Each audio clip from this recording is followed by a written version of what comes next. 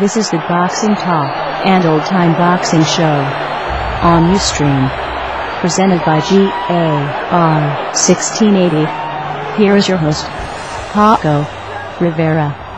Welcome to another broadcast of GAR 1680 Boxing Talk. I am Paco Rivera. Okay, the year is almost over, and as long as nothing spectacular happens over the next 2 weeks that changes the outcome of my topic today, I'll be discussing three things: Fight of the Year for 2012, Fighter of the Year, and who to watch. What boxers to watch for in 2013. I think many already know that Ring Magazine has been the most recognized source for establishing Fight and Fighter of the Year. They have been doing so since 1928. The problem is that Ring Magazine is now owned by a boxing promotional company, Golden Boy, so I don't know how much that recognition can be trusted, depending on what fight and which fighter they pick. I surely don't look at Ring's rankings anymore. I don't look at any sanctioning body's rankings for that matter. WBC, WBA, WBO. It's all trash. The only time I might look at one of those rankings is if I'm trying to figure out why some washed-up journeyman fighter is getting a title shot. Then I look at the WBC or WBA rankings and I see why. Oh, there he is. They got him at number 2. If you want to see rankings that are a lot more legit and fair, you have to look at ESPN's rankings, or one that I like a lot is the Billy C's rankings from Talking Boxing with Billy C, or Fight News. I'll start off with candidates for Fight of the Year and then discuss Fighter of the Year for 2012. By the way, the GAR 1680 blog site has a poll where you can vote your choice from the boxers listed there, or you can choose other if you don't think it's anyone on that list.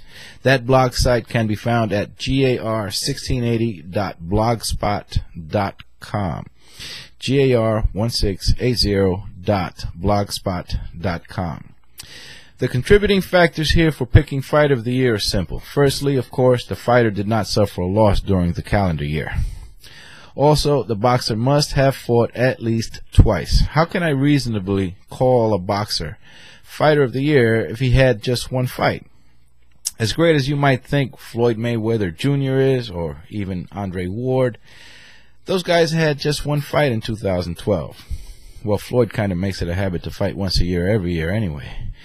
Personally, I also have the stipulations that a fighter not only performed outstandingly inside the ring, but outside the ring as well. Someone that has proven himself a great fighter and great role model in society, and who appears to have garnered the appreciation and admiration of boxing fans in general. Ring Magazine calls it the fighter's conduct. Let me reel off Ring's Fighter of the Year for the past 5 years. 2011, Andre Ward. 2010, Sergio Martinez. 2009 and 2008, Manny Pacquiao. And 2007, Floyd Mayweather Jr. Only one from that list is on my candidates list for 2012, Sergio Martinez. The others are Nonito Donaire, Adrian Broner, Canelo Alvarez, and Orlando Salido. Martinez fought a really tough Matthew Macklin back in March. The judges had it a little closer than I scored it. One judge had it a draw. Despite a knockdown called on Martinez in the 7th round, he displayed amazing skills, and it was, I thought, a spectacular ending, with Martinez flooring Macklin twice in the 11th. In September, we saw him totally dominate Julio Cesar Chavez Jr. for more than 11 and a half rounds before Chavez nearly shocked the world by nearly knocking Martinez out with seconds left in the fight. Orlando Salido did what seems the impossible. In March of this year, he went in as an underdog to Puerto Rico in a showdown against Juanma Lopez, a fight that took place in Lopez's hometown. It was the second time Salido found himself there in that same situation, against the same opponent. And it was the second time he stopped Juanma. A spectacular ending to a fight that is also being placed as a candidate for Fight of the Year. 4 months later, he KO'd Moises Gutierrez in Mexico. Adrian Broner has burst onto the scene in practically amazing fashion. He has a personality that people either love or hate, depending on the person. He does appear to be the type of fighter and person, though, that will draw casual fans and maybe even non-fans back to the sport. My only hang-up with him this year was the debacle that occurred in the moments before the Vicente Escobedo bout, when Broner arrived overweight and did not seem to care about the contractual agreements, making no attempt to correct the situation. Other than that, the ring skill he demonstrates is truly incredible. I have to stick Canelo Alvarez into the mix because I think he has proven himself an outstanding boxer and figure in the sport. Unfortunately, the quality of opponents he faced this year will go against him. In May, he fought Sugar Shane Mosley, who I thought should have retired long ago. Then Canelo was matched in a total mismatch against Josecito Lopez, who went up several weight divisions for the bout. I thought that was kind of brutal, with Canelo being so much bigger and stronger, and the ending was no surprise. Nonito Donaire fought 4 times in 2012. He defeated Wilfredo Vasquez Jr., Jeffrey Mathabula, Toshiaki Nishioka, and this past Saturday, Jorge Arce, a former 4-division champion with 61 wins and 46 knockouts to his name. There should be no doubt about who Fighter of the Year is for the year 2012. My pick is Nonito, the Filipino Flash, Donaire. This is the Boxing Talk Show on GAR 1680. Fight of the Year. Stipulations. 1. The fight must have reached at least the 3rd round. 2. It was a fight where both fighters performed above and beyond our expectations, with both fighters engaging in ferocious exchanges in the ring. That's it. Let me tell you quickly what is not Fight of the Year. Juan Manuel Marquez versus Manny Pacquiao 4. Actually, aside from Marquez knocking Pac-Man down in the 3rd, and that now famous knockout in the 6th, I thought it was kind of a one-sided fight in Pacquiao's favor. We didn't really see a real display of fierce exchanges, which I think is a contributing factor for Fight of the Year. Same goes for Sergio Martinez, Cesar Chavez Jr. I can't believe so many want to see a rematch of that bout. Why? Because Chavez dropped Martinez in the final round? That fight was so one-sided that a rematch would be ridiculous. Sergio pounded and fully dominated Chavez for 11.5 rounds. I mean, he took Chavez to school. Think about it. If you watch a baseball game and Team A hits 3 home runs in every inning, and Team B doesn't do anything until the 9th inning, where they hit 10 home runs, do the math, 27-10. Team A still wins big. A totally lopsided game that I would not want to watch again. If Chavez had won that fight by knockout in the final round, I might have considered him for Fighter of the Year, but not the match as Fight of the Year. Then again, Chavez's conduct outside the ring may have negated him from that honor anyway.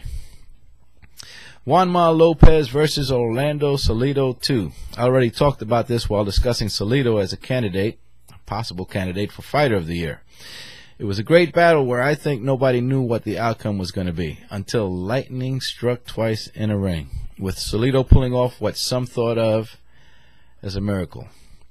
Danny Garcia versus Amir Khan. On September 14, Garcia, though undefeated with 23 wins, entered the ring as a heavy underdog. And despite Khan's loss to Lamont Peterson 8 months earlier, many still thought he might be the best 140-pounder in the world. That fight was 4 very entertaining rounds, and that's all it lasted. Even with a cut over Garcia's right eye in the 2nd, he came back in what appeared to be desperation and landed some bombs. But Khan was game, and he connected often until that amazing left hook from Garcia that dropped Khan late in the 3rd. He got up and had barely survived when the bell sounded. Khan was fighting on instinct in the 4th, but Garcia was just too much for him, and the ref mercifully stopped it. Lucas Matisse versus Humberto Soto, June 23rd. All I can say is this. It was a war until the final moments of the 5th round when Soto went down. It was 5 full rounds of jammed-packed action. Marcos Medina versus Jesus Soto Karass. This undercard fight for the Canelo Alvarez-Josesito Lopez main event in September turned out to be what might be the best fight of that evening, even including the other match taking place that same night in Vegas, Sergio Martinez versus Chavez Jr., which I already said was too one-sided to be considered for Fight of the Year. Maidana Karass turned out to be a very entertaining 8 rounds of fighting. The next candidate for Fight of the Year that I want to discuss happened at the beginning of the year, in January. And until about mid-year, I still thought it would not be beaten for that honor. It happened to involve 2 very young fighters that many boxing fans may not have heard of yet. Joel Diaz Jr. and Guy Robb, with records of just 6-0 and 7-0 respectively. If you haven't seen this fight, I invite you to look for it. It's on YouTube, and you will see that I am right for mentioning this one. It was 8 spectacular rounds of fighting. Diaz was down once in the second round. Robb was down twice in the third, and it kept going back and forth like that until Diaz got the victory in the 7th with a TKO. Joel Diaz Jr., by the way, is also someone I will be discussing briefly in Who to Watch For in 2013. Brandon Rios versus Mike Alvarado. Amazing toe-to-toe action for 7 rounds until Rios got the TKO. Alvarado had never been knocked out, never been knocked down, and he didn't go down in this fight. Alvarado, however, was hurt and taking too many punches when the referee stopped it in the 7th. I really think that if Alvarado had just taken a knee and an 8 count, he may have survived the round and continued. But some fighters just seem to have too much pride to take that knee. Anyway, it was a hell of a battle, and in the end, we definitely got our money's worth. It was, I think, Fight of the Year in 2012. This is the Boxing Talk and Old Time Boxing Show on Ustream, presented by GAR 1680. Who to watch in 2013? The first fight I want to mention is from Philadelphia. Gabriel Rosado is someone that seems to have turned his life around completely for the better after getting himself into some trouble with the law, something that may have even been a contributing factor in some of his earlier losses in the ring. He is very exciting to watch in the ring and outside the ring as well. With an outstanding personality, he comes across naturally in front of the camera, delivering great lines during post-fight interviews. Rosado interacts with his fans on Twitter, and he seems to be loved by fans all over the world. After defeating Soto Karass back in January, he has been on a roll toward world championship status, and on January 19th, he will get that opportunity by fighting undefeated WBA middleweight champ Gennady Golovkin at Madison Square Garden, someone who, it seems, all other fighters are totally avoiding, and with good reason. Golovkin appears unstoppable in the ring, so Rosado will have his hands full.